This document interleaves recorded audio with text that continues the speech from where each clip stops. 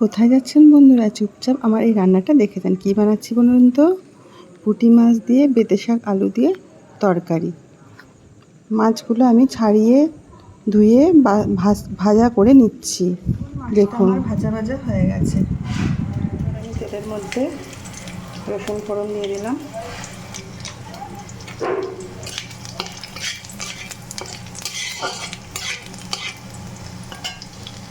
এবার দিয়ে দেবো পেঁয়াজ কুচি। কড়াইটা একটু ইগনোর করবেন, মাছ ভেজ থেকে কাটা হয়ে গেছে। আর দেবো লঙ্কা। দেখুন পেঁয়াজটা হালকা ভাজা ভাজা হয়েছে। এবার আমি দিয়ে দেবো কেটে রাখা আলু, স্বাদ মতো নুন, আর দেবো সামান্য হলুদ দিয়ে নাড়াচাড়া করে নেব। এবার আমি চাপা দিলাম, রান্নাটা খুলে নিচ্ছি। আলুটা আমার ভাজা ভাজা হয়ে গেছে। এবার আমি শাকটা দিয়ে দেবো। কী শাক বলুন তো? বেঁতে শাক দিয়ে দিলাম।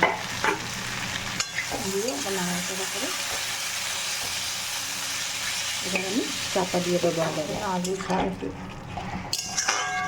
জল দিয়ে দিলাম।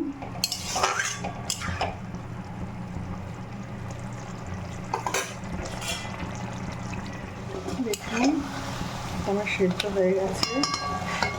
মাছগুলো দিয়ে দেবো।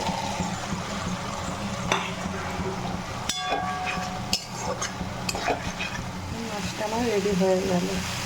বেঁতে শাক আলু দিয়ে মোরলা মাছের তরকারি।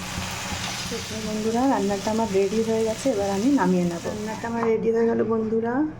কমেন্ট করে জানাতে কিন্তু ভুলবেন না, ঠিক আছে? কার কার পছন্দ এই রান্নাটা কমেন্ট করবেন। Tata, bye bye.